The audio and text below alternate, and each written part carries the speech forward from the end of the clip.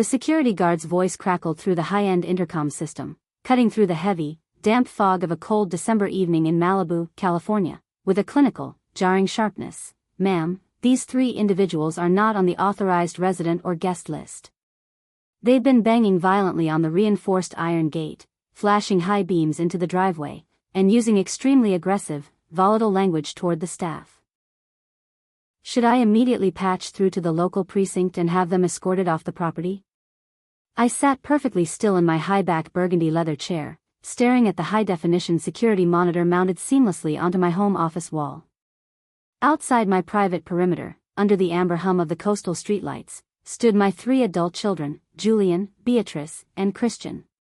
Through the premium camera lens, I could see their faces clearly. They were twisted with a toxic, volatile mixture of rage, desperation, and inherited entitlement. They smelled of expensive Napa Valley wine and bitter, resentful panic.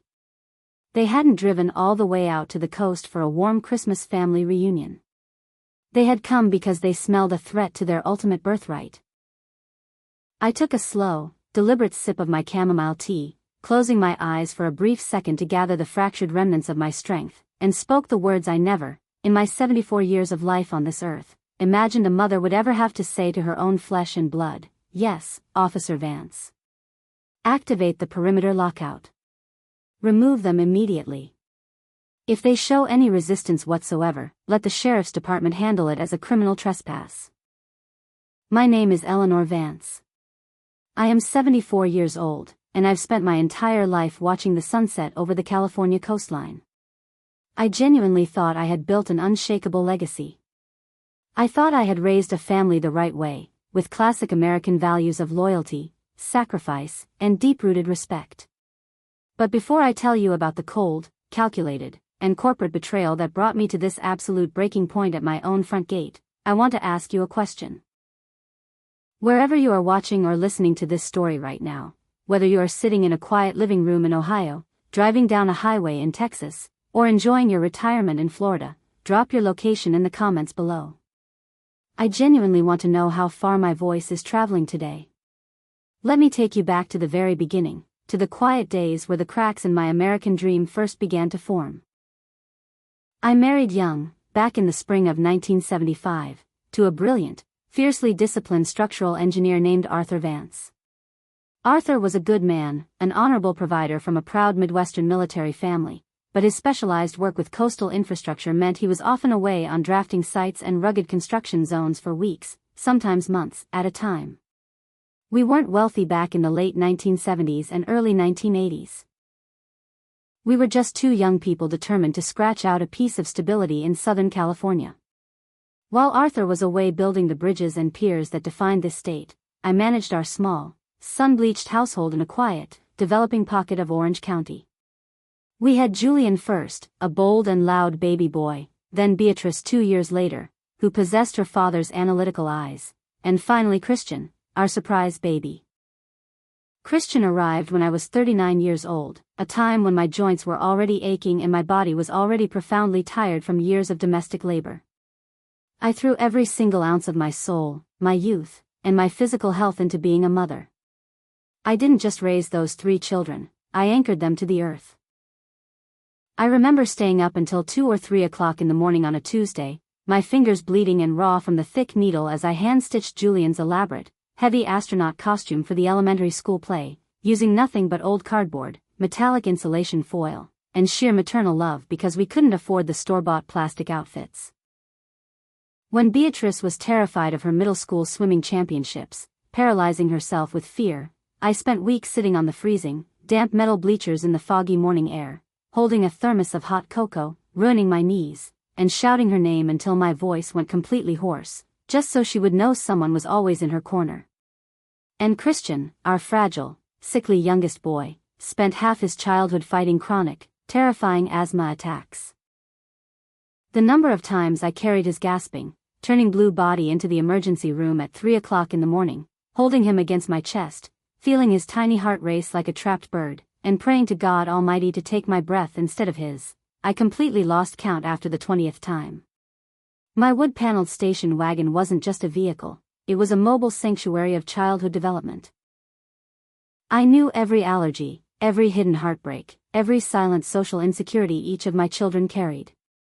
I packed their lunches every single day with handwritten notes tucked inside. I used to write riddles for Julian to make him feel smart, words of fierce encouragement for Beatrice to combat her shyness, and silly cartoon drawings to make Christian smile when his lungs felt tight. I was present for every single second that mattered. I sacrificed vacations, new clothes, and my own personal friendships to ensure they had the perfect suburban upbringing. When Arthur passed away suddenly from a massive, catastrophic stroke at the age of 62, the sky felt like it had collapsed directly onto my head. The kids were full adults by then, established in their own lives. Julian was working his way up as a vice president at a regional commercial bank. Beatrice had married into a wealthy, old-money real estate family up in Portland, Oregon. And Christian was finishing his expensive MBA at a prestigious university, a degree funded entirely by Arthur's sweat. At the funeral, standing under the weeping willows of the cemetery, they wrapped their strong, successful arms around my frail frame. They held my trembling hands, kissed my tears, and whispered into my ear, "Mom, you'll never be alone. We've got you now. It's our turn to take care of you."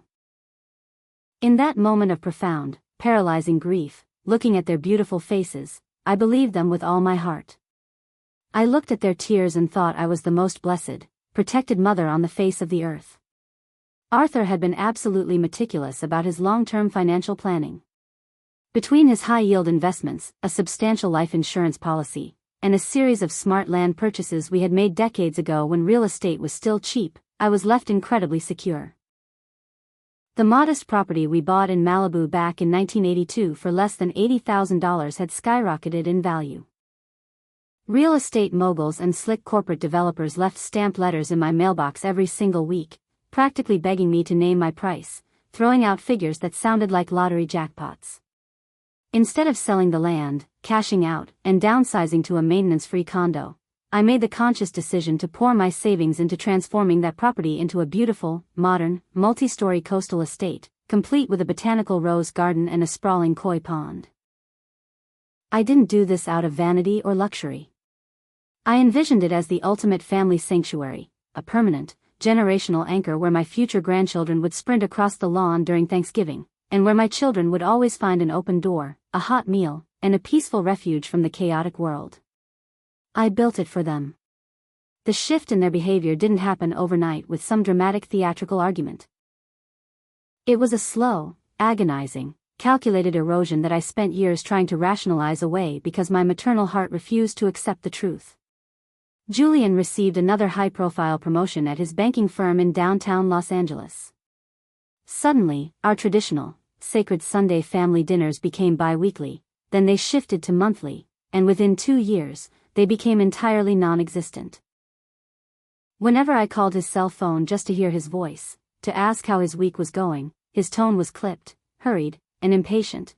"Mom, I'm literally walking into a high-net-worth client meeting right now. Can I call you next weekend?" But next weekend never came. Beatrice became completely absorbed in her high society, country club life in Oregon. Even during the major holidays, she claimed she couldn't find the time or energy to fly down. Beatrice would just send a generic, mass-produced fruit basket via a delivery app and a text message that read, "Crazy busy with the in-laws charity gala, Mom. Sending love from afar." And Christian, the boy whose life I had saved 100 times during his terrifying childhood asthma attacks, moved into a multi-million-dollar luxury condo in West Hollywood, a place funded entirely by the massive down payment I had gifted him as a graduation present. He rarely reached out or visited unless his wife wanted a luxury upgrade, an expensive piece of furniture, or needed a quick, interest-free loan to cover their overextended credit lines. I forced myself to accept it. Like so many mothers of my generation, I blamed myself for being too demanding. I told myself, they are building their empires. The modern corporate world is brutal and fast-paced. Don't be a needy, suffocating mother, Eleanor. So, I stopped calling. I stopped complaining. I became a silent, passive spectator in the digital lives of the very people I had given my youth, my sleep, and my health to raise.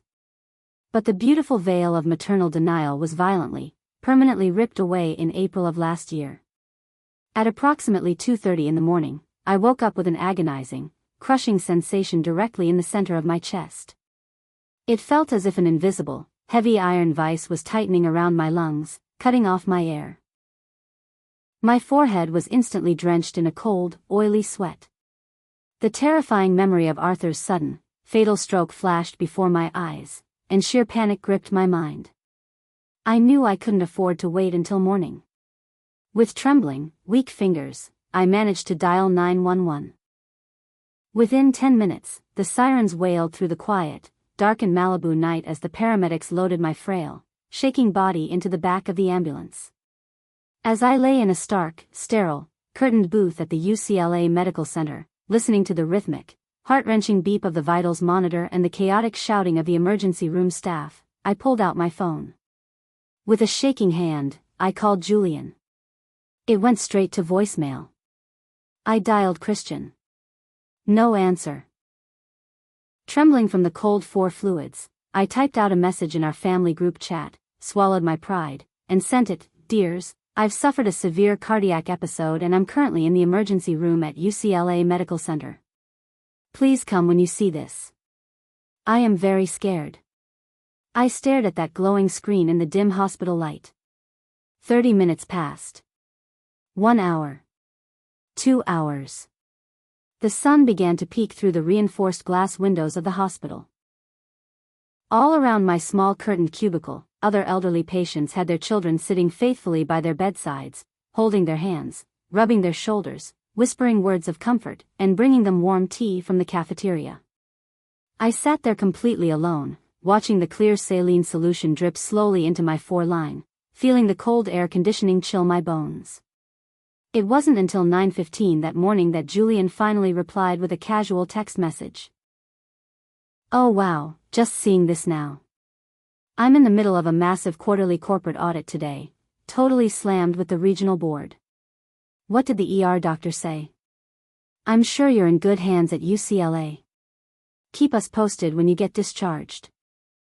12 hours later, at 4 in the afternoon, Beatrice's text finally arrived from her comfortable home in Oregon. Oregon is so far away, Mom, I can't just drop everything and catch a flight on zero notice. I assume Julian and Christian are already there with you at the hospital? Get some rest, don't stress your heart. And Christian? The boy I had spent nights holding in the emergency room while he gasped for oxygen? He didn't even bother to call or text until the following afternoon, his voice groggy, slow, and entirely unbothered when I finally answered, Hey Mom, sorry, my phone was on Do Not Disturb all day. Madison is dealing with intense morning sickness with the pregnancy and I've been completely overwhelmed with the house renovations here. You're back home now, right? Do you need me to postmate some groceries to your place or something? Something deep inside my chest. Something far more vital, ancient, and delicate than my physical heart, snapped into a million unfixable pieces in that moment. I realized with absolute, terrifying clarity that if I had died alone in that hospital bed, my children wouldn't have even known until the county morgue or the estate lawyers notified them. When the discharge nurse gently entered my room and asked, Is there a family member coming to drive you home, Mrs. Vance? We can't let you leave alone after a cardiac event. I swallowed my immense pride, looked her in the eye, and lied to protect my dignity. Yes, my daughter's flight just landed at LAX. She's on her way in a cab. Then, I walked out to the curb and took a lonely Uber back to an empty house. After that hospital nightmare, I stopped wearing the blindfold of maternal denial. I started paying close, calculated, and objective attention to their rare interactions with me. Julian's casual conversations suddenly developed a distinct, unvarying pattern during his quick calls. Mom, the Southern California coastal market is hitting a massive historical peak right now. If we list the Malibu property before the end of the fiscal year, we could pull in a staggering return for the family portfolio. Beatrice would drop subtle, sharp hints during her brief monthly check-ins. Have you finalized your estate planning and asset protection yet, Mom? You really need to make things legally transparent so there's no probate chaos or tax penalties for us later down the road. And Christian? Every time he stepped foot into my house, his eyes didn't look at me. they darted around the rooms, appraising the artwork, looking at the custom moldings, acting like an insurance adjuster appraising an asset before liquidation. They didn't see a mother who had bled for them, who had given up her dreams so they could achieve theirs. They saw a walking, breathing, inconvenient countdown timer to a multi-million-dollar coastal inheritance. Between the Malibu estate, our remaining stock portfolios, and Arthur's capital, I was worth nearly $8 million to them dead. To my own children, I was nothing more than an early retirement fund. In August, my dear friend and next-door neighbor of 30 years, Evelyn, suffered a massive, debilitating stroke that left her partially paralyzed and unable to speak clearly. Within 48 hours of her diagnosis, her adult children, whom I had known since they were toddlers, began a vicious, public, and disgusting legal battle over her assets. Evelyn's children rushed to sell her beautiful property to a developer, eventually dumping poor, weeping Evelyn into a third-rate, understaffed nursing home in the hot, dusty valley. Watching Evelyn's tragic, lonely downfall was the terrifying catalyst I needed. I decided to run one final, definitive, and undeniable test on my own children to see if there was any shred of humanity left in them. I initiated a high-priority, three-way video conference call on my computer, forcing all three of my children onto the line at the same time on a Sunday evening. "I want to talk to you all about the future," I said, keeping my hands folded on my desk and my voice entirely steady. "I am getting older, and as you know from my hospital scare, my health is becoming unpredictable. If I ever end up incapacitated, bedridden, or paralyzed like Evelyn next door, I need to know I can count on my children. I want you three to sign a pact to take turns living here in Malibu and personally caring for me. I don't want strangers managing my final days." Before the sentence could even fully leave my lips, Julian cut me off with an incredibly abrasive, dismissive, and loud laugh through the computer speakers. "Mom, come on, are we really doing this emotional blackmail routine again? Let's operate in the real world for a second. I have a corporate banking branch to run, a marriage to maintain, and a strict country club schedule. We pay high taxes in California so that professional, specialized facilities can handle these exact eldercare scenarios. Why do you always try to suffocate us with these morbid, old-fashioned guilt trips? It's unfair to my career." Beatrice chimed in immediately, her tone dripping with Pacific Northwest condescension and societal impatience. "Exactly, Julian. Mom, I live in a completely different state. Do you honestly, realistically expect me to abandon my husband's social circle, my charity boards, and my life in Oregon to come play live-in nurse in Malibu? If you're feeling fragile or scared, the logical, smart business move is to sell that massive estate right now, cash out the millions, and move into a high-end, 5-star assisted living community in Bel Air. It frees up your time, and honestly, it frees us from the responsibility so we don't have to constantly worry about you." Christian interrupted, rolling his eyes, his tone arrogant, defensive, and deeply disrespectful. "Oh my God, Mom. That ER thing happened 6 months ago, can you please stop weaponizing it to make us feel bad? The doctors explicitly said it was a panic-induced episode, not a fatal heart attack. Stop playing the ultimate victim. The bottom line is we don't have the time or the emotional bandwidth to hover over you or play retirement home. You have millions of dollars. Figure it out yourself. Stop calling us every time you feel a little lonely or anxious. It's exhausting for all of us to manage your emotions. Figure it out yourself. Stop calling us."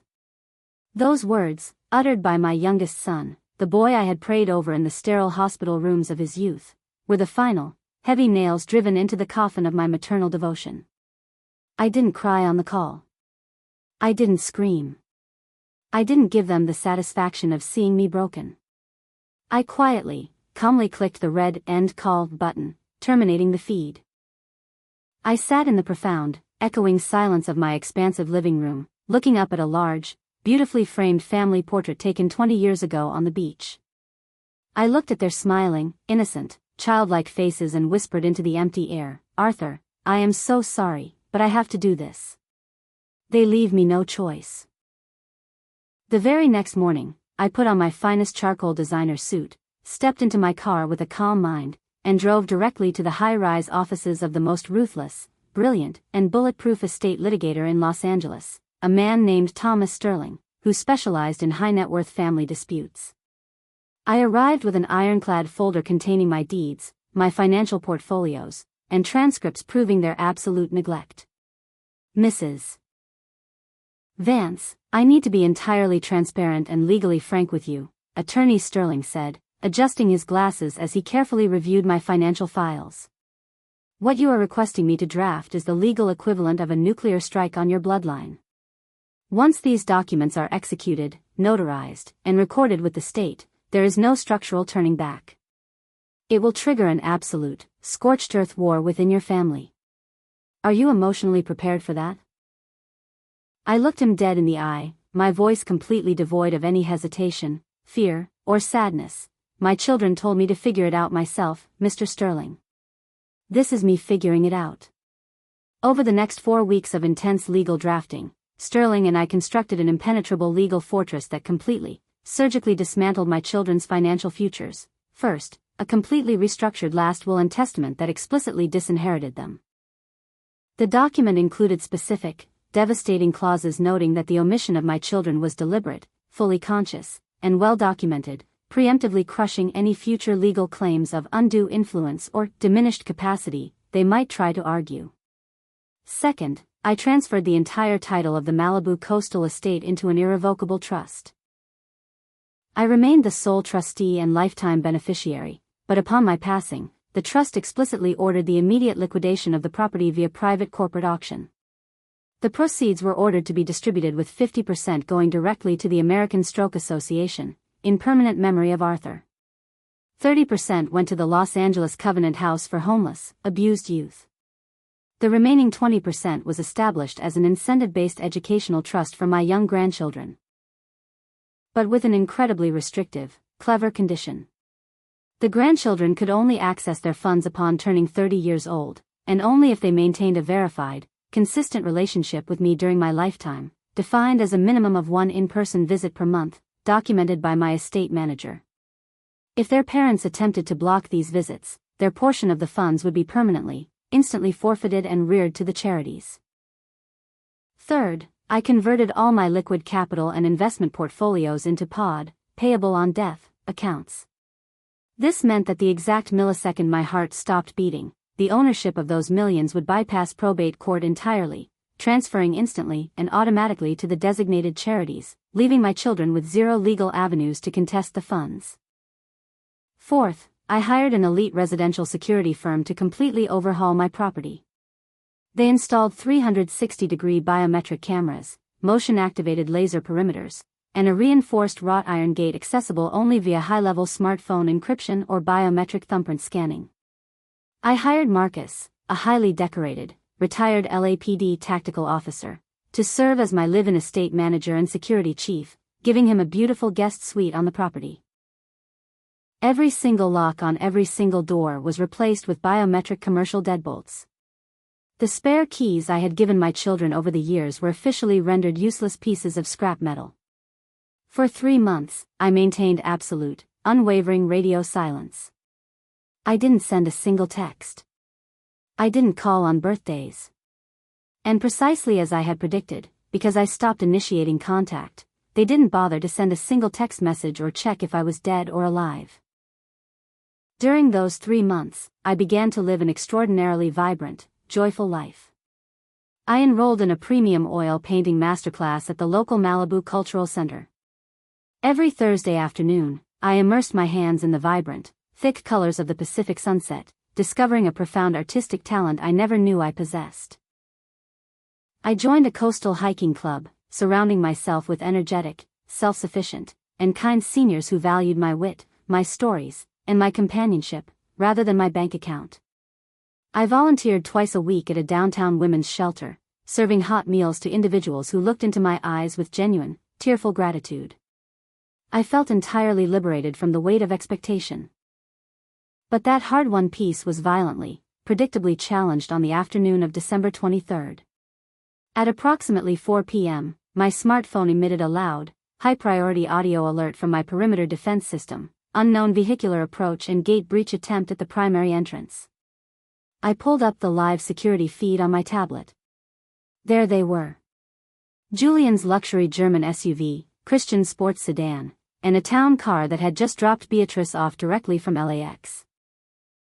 They stepped out of their vehicles, dressed in immaculate, expensive designer winter clothing, carrying wrapped, massive commercial gift baskets, the ultimate plastic, superficial offerings of corporate holiday cheer. They thought they were coming to smooth things over before the new fiscal year. Julian confidently stepped up to the primary keypad, barely looking at it, and punched in his old childhood access code. Beep. Error. He frowned, tried it again, slamming his palm against the metal casing. The gate remained completely unyielding, a solid wall of black iron. He looked up, his face reddening, realizing a high-tech camera array was actively tracking his every movement. I calmly pressed the intercom talk button from my desk, my voice projecting across the cold perimeter with chilling, smooth clarity. "Can I help you?" Julian's voice boomed through the speaker, dripping with immediate irritation, impatience, and intense entitlement. "Mom? What the hell is this? Since when do you live inside Fort Knox? Open the gate right now. We drove all the way out here through heavy traffic to surprise you for Christmas weekend. We have heavy luggage in the trunk and we're freezing." I leaned back comfortably in my leather chair, entirely unfazed by his demands. "I distinctly recall telling you all on our last phone call not to come here again. This is private property. You are not welcome. Turn your vehicles around and leave my mountain immediately." Beatrice pushed past Julian, shoving her face toward the camera lens, her voice screeching through the microphone with high society rage. "Mother, stop being so incredibly dramatic and petty. We brought you high-end gift baskets. We came out here out of the goodness of our hearts to check on your mental health. Don't act like a petulant, senile child. Open this gate right now before the neighbors see us standing outside like beggars." Christian stepped forward, his eyes wild with anger, kicking the lower steel bar of the gate with his expensive Italian leather boots. "Mom, open the gate. Who put you up to this? Are you losing your goddamn mind? Have you been scammed by some internet con artist or a cult? You're 74, you clearly don't have the mental capacity to manage this estate anymore if you're pulling these psycho stunts. Open the door before we call social services to evaluate you." Before he could take another violent swing at my property, Marcus, my security chief, stepped out from the stone guardhouse. Clad in a crisp, dark tactical uniform, his posture imposing, his chest broad, and his hand resting casually and intentionally near his utility belt, he completely cut off their hollow bravado. "Step back from the perimeter fence immediately," Marcus commanded, his voice carrying the seasoned authority of a veteran. Marcus's voice cut through the air. "You are currently committing criminal trespassing on a secured private estate. If you do not retreat to your vehicles within 60 seconds, I will personally initiate a priority police dispatch for the Malibu Sheriff's Department to have you detained and processed." Julian's face turned an ugly, mottled shade of crimson. He pointed a shaking, furious finger through the iron bars at Marcus. "Do you know who the hell I am? I am her son. My father's engineering career built this family's wealth. I have a legal, constitutional right to step foot on this land. Mom, you're letting a hired servant threaten your own blood?" I picked up the microphone, my tone cutting through his explosive rage like a surgical razor blade. "Julian, Beatrice, Christian. Listen to me very carefully, and let these words sink into your souls. You told me to figure it out myself when I was holding a flimsy hospital gown together at UCLA Medical Center, wondering if I was going to survive the night alone in the dark. I took your advice. I figured it out. This entire estate is permanently locked inside an irrevocable trust. You do not own, and you will never own, a single square inch of this dirt. The will has been rewritten, the millions have been permanently rerouted to people who actually deserve it, and the locks have been changed. You are not my family. Family shows up when the curtains are down, the room is cold, and the lights are fading. You only show up when you smell an impending liquidation. You are merely strangers who happen to share my DNA, and your access to my life, my wealth, and my home is permanently, legally revoked. Now get off my land. Beatrice's jaw dropped. The terrifying realization of what the legal term, irrevocable trust, actually meant hit her like a physical blow to the stomach. She threw her expensive gift basket onto the dirty asphalt, screaming at the camera lens, "You selfish, crazy old woman. You're throwing our inheritance to strangers? You are an absolute monster of a mother. We will sue you until you have nothing left." Christian frantically attempted to scale the side stone retaining wall, trying to find a foothold on the iron trellis to climb over. But Marcus immediately reached down and pressed the panic deployment button. A piercing, deafening, 120 decibel security siren wailed across the Malibu coastline, instantly shattering the quiet afternoon air and echoing off the canyon walls. Simultaneously, a roaring black and white Los Angeles Sheriff's Interceptor vehicle, which had already been alerted by Marcus to potential harassment on the property, came flying around the coastal bend, its blue and red strobe lights flashing aggressively against the fog. Seeing the real flashing lights of the police, Julian violently grabbed Christian's jacket, dragging him off the wall in a panic. They scrambled back into their luxury vehicles, tires screeching wildly against the wet pavement as they sped away down the Pacific Coast Highway in absolute, unmitigated humiliation, leaving their discarded holiday baskets scattered on the street like garbage in the wind. 1 week after the dramatic gate confrontation, I had attorney Thomas Sterling send 3 identical certified, notarized legal packages to their respective corporate addresses. The documents contained copies of the trust execution, the disinheritance clauses, and a definitive, final legal notice written in stone. "I will only ever entertain communication with you if it occurs inside the office of a licensed, court-certified family psychologist specializing in systemic narcissistic greed. I do not require your money, nor do I require your false, rushed holiday apologies. I require a profound, documented moral reformation. Until that day comes, do not approach my perimeter or my life." Predictably, their massive arrogance, corporate pride, and toxic entitlement heavily outweighed their love for their mother. Not a single one of them reached out to request a therapy session. Julian attempted to retain a high-profile Beverly Hills legal firm to contest my mental capacity, but Sterling immediately countered by firing back a mountain of certified cognitive evaluations, video depositions from my doctors, and documented text proof of their financial neglect. Julian's own legal team advised him to withdraw the motion immediately to avoid a public, embarrassing countersuit for elder harassment and extortion. They realized they were completely outmatched and outmaneuvered by the very mother they had dismissed. On Christmas Eve, my beautiful coastal estate was bathed in a warm, golden, celestial light. The fog had completely cleared, revealing a spectacular blanket of stars over the dark Pacific Ocean. I wasn't lonely for a single fraction of a second. I hosted an intimate, elegant, and deeply joyful dinner party. I spent the evening laughing, drinking fine vintage wine, and sharing deep, meaningful stories with Marcus, my dear friend Evelyn, whom I had legally moved into my estate's guest house, hiring a premium, compassionate private nurse to care for her alongside me, and 4 of my dearest, truest friends from the oil painting club. As we raised our crystal glasses to the soothing sound of the Pacific waves crashing rhythmically against the cliffs beneath my balcony, I looked around the room at the genuine, unforced, and loving smiles surrounding me. I took a deep, clear breath of the salty sea air, looked up at the stars, and whispered to myself with absolute peace, "Finally, Arthur. I have built a real home. Thank you for staying with me until the very end of my journey." If this story touched your heart or reminded you of the absolute importance of true family and protecting your peace, please give this video a thumbs up, share it with someone who needs to hear it today, and don't forget to subscribe to the channel for more stories like this. Have a blessed, deeply peaceful evening, wherever you are.